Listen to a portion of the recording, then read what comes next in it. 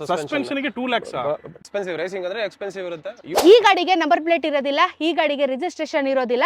5 hours ಆದ್ಮೇಲೆ ಒಂದು 70,000 ಖರ್ಚು ಮಾಡಬೇಕಾಗುತ್ತೆ. 108 kg ಈ ಗಾಡಿಯ ವೆಯ್ಟ್ ಬರುವಂತದ್ದು. ಕ್ವಿಕ್ ಇರುತ್ತೆ ಗಾಡಿ. 0 to 100 may be 5 to 6 seconds ಒಳಗಡೆ ಮಾಡ್ಬೋದು. ಬೈಕ್ ರಿವ್ಯೂ ಮಾಡಿ ತುಂಬಾ ದಿನ ಆಯ್ತು ಅಂತ ಕಮೆಂಟ್ ಹಾಕ್ತೀರಾ. ಬೈಕ್ ರಿವ್ಯೂ ಮಾಡಿದ್ರೆ ವಿಡಿಯೋನೇ ನೋಡಲ್ಲ, ನೀವು ನೋಡಿ ಬಿಡಿ, ನಾನು ತಲೆ ಕೆಡಿಸ್ಕೊಳ್ಳಲ್ಲ. ಬಟ್ ನಾನು ರಿವ್ಯೂ ಅಂತ ಖಂಡಿತವಾಗ್ಲೂ ಕೊಡ್ತಾ ಇರ್ತೀನಿ. ಇವತ್ತು ಒಂದು ಗಾಡಿಯ ರಿವ್ಯೂನ ಕೊಡ್ತಾ ಇದ್ದೀನಿ. ಸೊ ಈ ಗಾಡಿ ಆಫ್ ರೋಡಿಂಗ್ ಮಾಡೋರಿಗೆ ಕ್ರೇಜಿ ಅಂತ ಹೇಳ್ಬೋದು. ಸೊ ಈ ತರ ಗಾಡಿನ ನೀವು ಜಾಸ್ತಿ ನೋಡಿರೋದಿಲ್ಲ, ಎಕ್ಸ್ಕ್ಲೂಸಿವ್ ಆಗಿ ಇವತ್ತು ನನ್ನ ಚಾನಲಲ್ಲೂ ಬರ್ತಾ ಇದೆ ನೋಡಿ. ಇವತ್ತು ನನ್ನ ಜೊತೆಗಿದೆ ಕವಾಸಾಕಿ KX 250.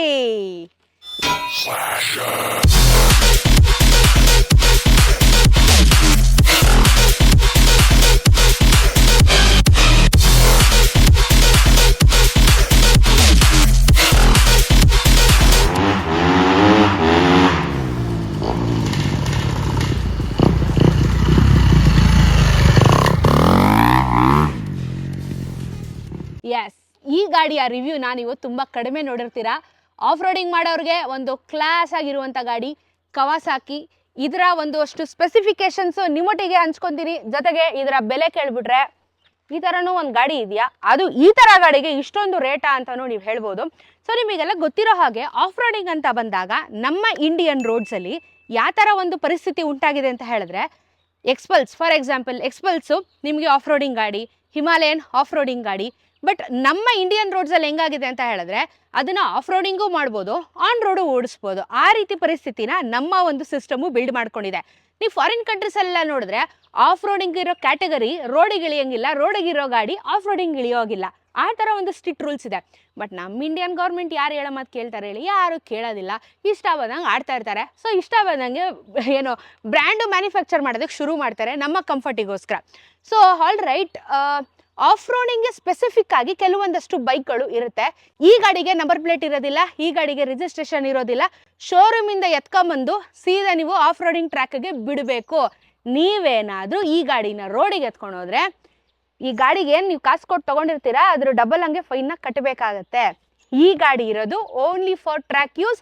ಇವತ್ತು ನಾನು ಎಲ್ಲಿದ್ದೀನಿ ಗೊತ್ತಾ ಈ ಗಾಡಿ ರಿವ್ಯೂ ಮಾಡೋದಕ್ಕೆ? ನಮ್ಮ ಬೆಂಗಳೂರಲ್ಲಿ, ಕರ್ನಾಟಕದಲ್ಲಿ ಬಿಗ್ಗೆಸ್ಟ್ ಟ್ರ್ಯಾಕ್ ಇರುವಂಥ ನಮ್ಮ ದೇವನಹಳ್ಳಿ ಇರುವಂಥ ಟ್ರೈಬಲ್ ಅಡ್ವೆಂಚರ್ ಅಲ್ಲಿ ಇವತ್ತು ನಾನಿದ್ದೀನಿ. ಈಗ ನೀವು ಜನರಲ್ ಆಗಿ ಒಂದೆರಡು ಪ್ರಶ್ನೆನ ಕೇಳ್ಬೋದು.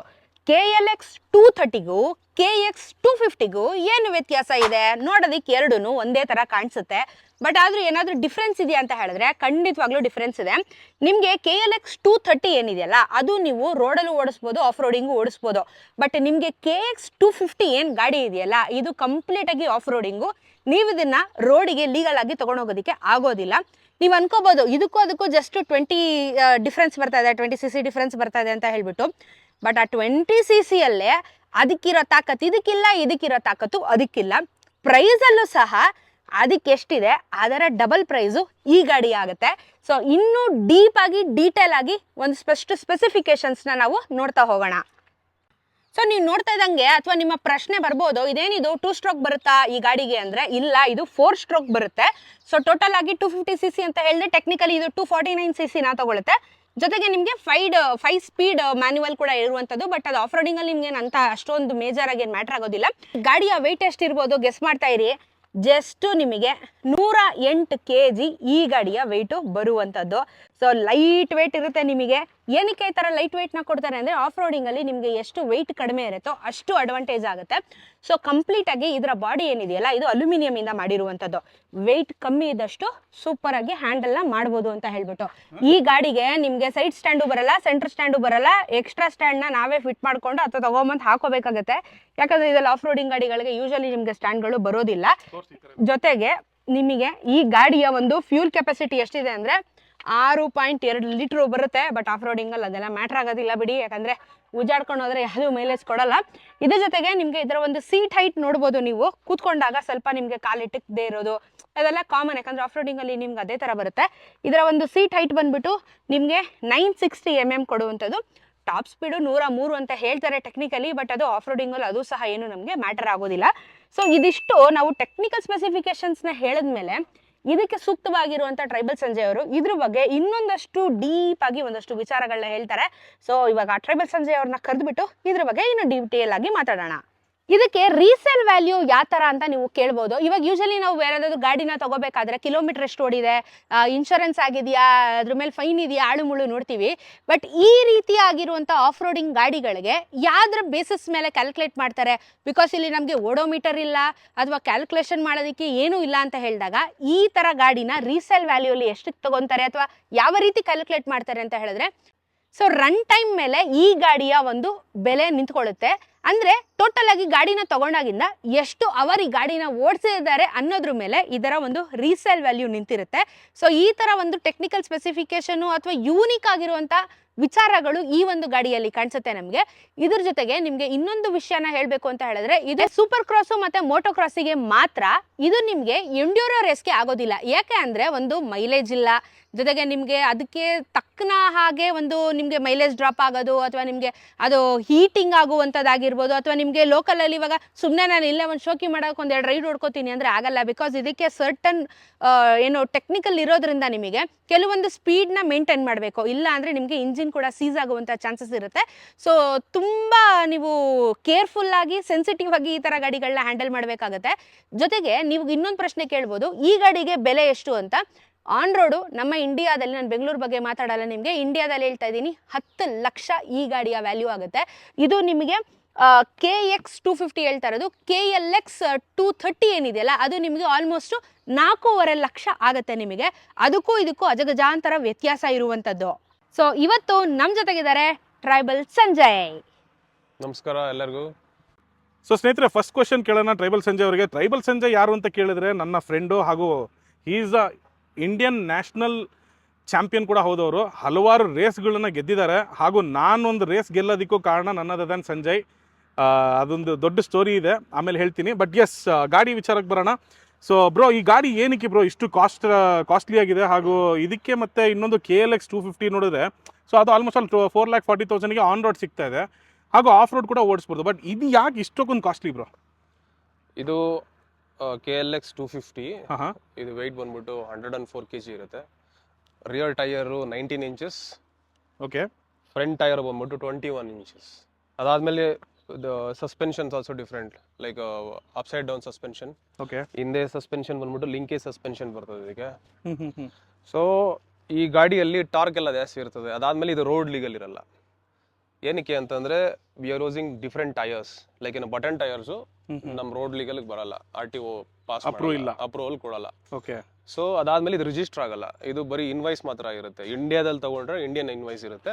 ನಾವು ಅದು ಮಾತ್ರ ಇಂಡಿಯನ್ ಯೂಸ್ ರೇಸ್ ಓಡಿಸ್ಬೇಕು ಅಂತಂದ್ರೆ ಇದನ್ನ ಕ್ಯಾರಿ ಮಾಡಬೇಕಾಗುತ್ತೆ ಗಾಡಿ. ಸೊ ಗಾಡಿ ಇವಾಗ ಫಾರ್ ಎಕ್ಸಾಂಪಲ್ ಎಲ್ಲೋ ಒಂದ್ ಕಡೆ ರೇಸ್ ನಡೀತದೆ, ನಾನು ಅಲ್ಲಿ ತನಕ ಗಾಡಿ ಓಡಿಸ್ಕೊಂಡು ಹೋಗಿ ಅಲ್ಲಿಂದ ಆಮೇಲೆ ನಾನು ರೇಸ್ ಓಡಿಸ್ಕೊಂಡು ಬರಂಗೂ ಇಲ್ಲ. ಇದು ಕಂಪ್ಲೀಟ್ ಆಗಿ ಅಪ್ಲಿಫ್ಟ್ ಮಾಡ್ಕೊಂಡೆ ತಗೊಂಡೋಗ್ಬೇಕು ನಾವು, ಟೋ ಮಾಡ್ಕೊಂಡು. ಹೌದು, ಇದನ್ನ ಲೋಡ್ ಮಾಡಿ ಟ್ರ್ಯಾಕ್ ಇರೋ ಜಾಗಕ್ಕೆ ತಗೊಂಡೋಗಿ ಒಂದು ಪರ್ಟಿಕ್ಯುಲರ್ ಪ್ಲೇಸ್ ಅಲ್ಲಿ ಒಂದು ರೇಸ್ ಅಂತ ಇದ್ರೆ ಆ ಜಾಗದಲ್ಲಿ ಹೋಗಿ ಗಾಡಿ ಓಡಿಸ್ಬಿಟ್ಟು ಅದಾದ್ಮೇಲೆ ಮತ್ತೆ ಲೋಡ್ ಮಾಡ್ಕೊಂಡು ನೀವು ವಾಪಸ್ ಎತ್ಕೊ ಬರ್ಬೇಕು. ಇದನ್ನ ರೋಡಲ್ಲಿ ಓಡಿಸಂಗಿರಲ್ಲ, ಯಾಕೆಂದ್ರೆ ಇದು ರಿಜಿಸ್ಟರ್ ಆಗಲ್ಲ ಗಾಡಿ. ಮತ್ತೆ ಇವಾಗ ಇನ್ಶೂರೆನ್ಸ್ ಅದು ಇದು ಏನು ಇಲ್ಲ ಗಾಡಿಗೆ. ಈ ಗಾಡಿಗೆ ಬರೀ ಇನ್ವಾಯ್ಸ್ ಬರುತ್ತೆ, ಇನ್ಶೂರೆನ್ಸ್ ಬರೀ ಇನ್ವಾಯ್ಸ್ ಅಷ್ಟೇ. ಫಾರ್ ಎಕ್ಸಾಂಪಲ್ ಇವಾಗ ಎಕ್ಸ್ ಶೋರೂಮ್ ಪ್ರೈಸ್ ಅಲ್ಲಿ ಒಂದು 7 ಲಕ್ಷ ಅಂತಂದ್ರೆ ಅಷ್ಟೇ. ಹೌದು, 7 ಲಕ್ಷ ಕೊಡೋದು, ಗಾಡಿ ತಗೊಂಬರೋದು ಟ್ಯಾಕ್ಸ್ ಇರುತ್ತೆ.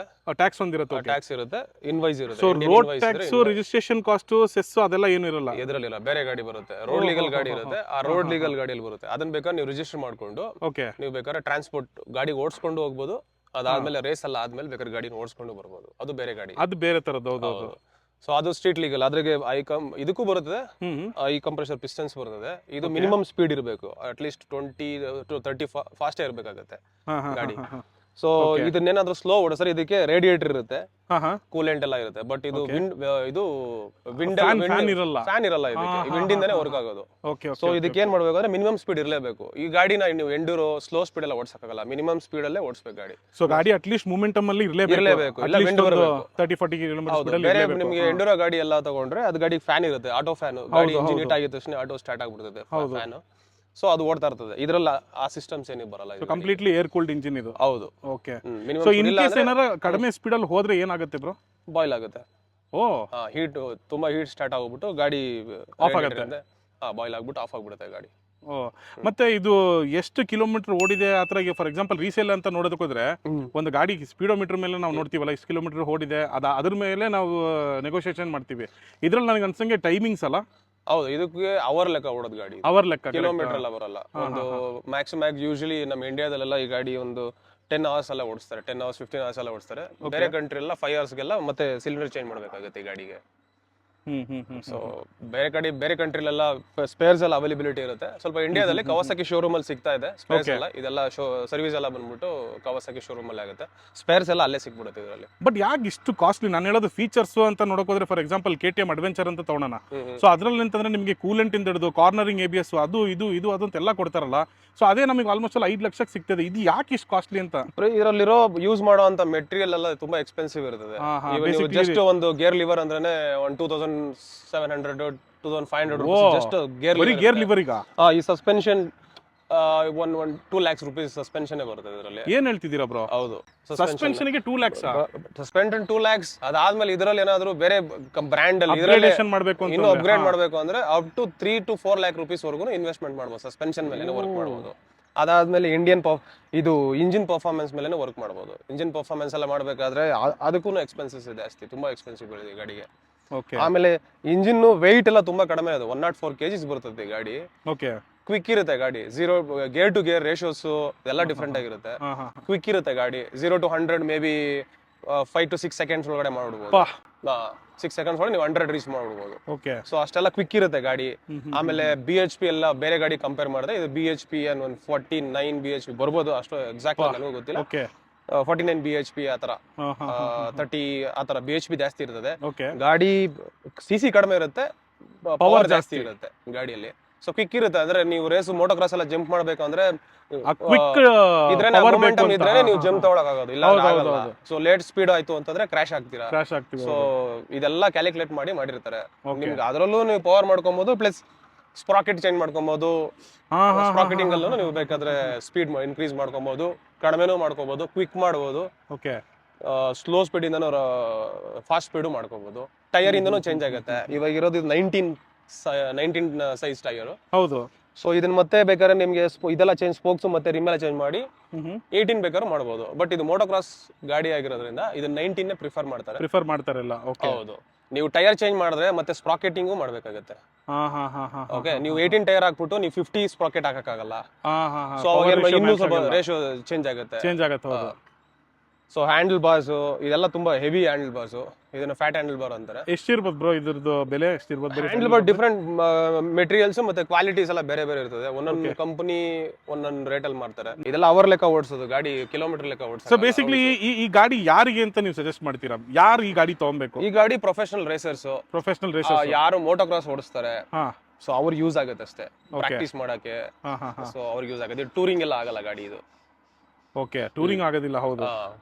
ಯಾರು ರೇಸ್ ಪ್ರೊಫೆಷನಲ್ ಯಾರು ರೇಸ್ ಓಡಿಸ್ತಾರೋ ಅವ್ರಿಗೆ ಮಾತ್ರ ಯೂಸ್ ಮಾಡ್ಬೋದು ಈ ಗಾಡಿ, ಇಲ್ಲ ನಾರ್ಮಲ್ ಯೂಸ್ಗೆಲ್ಲ. ಸೊ ಇಂಜಿನ್ ಆಯಿಲ್ ರಿಪ್ಲೇಸ್ಮೆಂಟ್ ಎಲ್ಲ ಯಾವ ತರ ಇದು? ಇಷ್ಟು ಸಾವಿರ ಅಂತ ಏನಾದ್ರು ಇದೆಯಾ? ಅದು ಅವರ್ ಲೆಕ್ಕದಲ್ಲೇನಾ? ಓಕೆ. ಒಳ್ಳೆ ಇಂಜಿನ್ ಆಯಿಲ್ ಯಾವ್ದಾದ್ರು ಬ್ರ್ಯಾಂಡ್ ಮೆನ್ಷನ್ ಮಾಡಕ್ಕಾಗಲ್ಲ. ಬ್ರ್ಯಾಂಡಿಂಗ್ ಎಲ್ಲ ಹಾಕೊಂಡ್ರೆ ಬೇಕಾದ್ರೆ ಒಂದು 5 hours ಓಡಿಸ್ಕೋಬಹುದು ಗಾಡಿ. 5-6 hours ಎಲ್ಲ ಓಡಿಸ್ಕೊಂಡು ಅಷ್ಟೇ. ಎಕ್ಸ್ಪೆನ್ಸಿವ್ ರೇಸಿಂಗ್ ಅಂದ್ರೆ ಎಕ್ಸ್ಪೆನ್ಸಿವ್ ಇರುತ್ತೆ. ಯೂಸ್ ಮಾಡ್ಬೋದು, ಮಾಡೋರು ಮಾಡ್ತಾರೆ. ಬಟ್ ಪ್ರೊಫೆಷನಲ್ ಆಗಿರೋರು ಬೇಗ ಚೇಂಜ್ ಮಾಡ್ತಾರೆ. ಇವನ್ ಸಿಲಿಂಡರ್ ಚೇಂಜ್ ಮಾಡ್ಬಿಡ್ತಾರೆ. ಒಂದ್ 2-3 ರೇಸ್ ಆಗಿದ ತಕ್ಷಣ ನಿಮ್ಗೆ cylinder in the sense like engine ಒಳಗಡೆ ಇರುವಂತ ಸಿಲಿಂಡರ್ ಚೇಂಜ್ ಮಾಡ್ತಾರೆ. ಅದನ್ನು ಚೇಂಜ್ ಮಾಡ್ತಾರಾ? ಫುಲ್ ಬೋರ್ ಕಿಟ್ ಚೇಂಜ್ ಮಾಡ್ತಾರೆ. ಪರ್ಫಾರ್ಮೆನ್ಸ್ ಆಫ್ಟರ್ ಸರ್ಟನ್ ರೇಸ್ ಆಗಿ ಗಾಡಿಗೆ ಇಷ್ಟು ಅವರ್ ಅಂತ ಆಗಿದ ತಕ್ಷಣ ಇಮಿಡಿಯೇಟ್ಲಿ ಇದರಲ್ಲಿರೋ ಸಿಲಿಂಡರ್ ಚೇಂಜ್ ಮಾಡ್ಬೇಕು. ಅವಾಗೆಲ್ಲ ಪವರ್ ಡ್ರಾಪ್ ಆಗುತ್ತೆ. ಇವಾಗ ಫಾರ್ ಎಕ್ಸಾಂಪಲ್ ನಾನು ಇವಾಗ ಹೇಳೋದು, ಇವಾಗ ಏನೋ ಒಂದು ಎಕ್ಸ್ಪಲ್ಸ್ ತಗೊಂಡೆ ನಾನು, 1 ಲಕ್ಷ ಕಿಲೋಮೀಟರ್ ತನಕ ಬರುತ್ತೆ, ಒಂದು 50-60 ಸಾವಿರ ಕಿಲೋಮೀಟರ್ ತನಕ ಓಡಿಸ್ತೀನಿ. ಅದಾದ್ಮೇಲೆ ಇಂಜಿನ್ ಪ್ರಾಬ್ಲಮ್ ಸಾಮಾನ್ಯವಾಗಿ ಬರುತ್ತೆ. ಸೊ ಇದು ಆತರ ಅಲ್ಲ, ಇದು 5 hours ಗೆಲ್ಲ ಚೇಂಜ್. 5 hours ನಮ್ ಇಂಡಿಯಾದಲ್ಲಾದ್ರೆ 5-6 hours 10 hours ಎಲ್ಲ ಓಡಿಸ್ತಾರೆ. ಬೇರೆ ಕಂಟ್ರಿಯಲ್ಲಿ 1-2-3 hours ಗೆಲ್ಲ ಚೇಂಜ್ ಮಾಡ್ಬಿಡ್ತಾರೆ. ಅಂದ್ರೆ ಪ್ರೊಫೆಷನಲ್ಸ್ ನಾರ್ಮಲ್ ಓಡಿಸ್ಕೊತಾ ಇರ್ತಾರೆ. ಅವ್ರಿರೋ ಅಗ್ರೆಷನ್ಸ್, ಅವ್ರಿಗಿರೋ ಪವರ್, ಅವ್ರು ಕೊಡೋ ಥ್ರಾಟಲ್ಗೆಲ್ಲ ಗಾಡಿ ಸೂಪ್ ಮಾಡ್ಬಿಟ್ಟಿರ್ತಾರೆ ಅಲ್ಲ, ಅಷ್ಟು ಪವರ್ ತೆಗೆದುಬಿಟ್ಟಿರ್ತಾರೆ ಗಾಡಿಯಿಂದ ಆಚೆ. ಸೊ ಬೇಸಿಕಲಿ ಗಾಡಿ ಹಿಂಡ್ಬಿಟ್ಟು ಅದ್ರ ಪವರ್ನೆಲ್ಲ ಎಕ್ಸಾಸ್ಟ್ ಮಾಡಿ ಮುಗಿಸಿರ್ತಾರೆ ಅಷ್ಟೇ. ಅವಾಗ ನೀವು ಸಿಲಿಂಡರ್ ಚೇಂಜ್ ಮಾಡ್ಕೋಬೇಕು. ಓಕೆ. ಸೊ ಗಾಡಿದು ಎಕ್ಸಾಸ್ಟ್ ನೋಟ್ ಕೇಳೋಣ ಇವಾಗ. ನಮ್ಮ ನಿಖಿಲ್ ರತ್ಕೂತ್ ಅವ್ರೆ.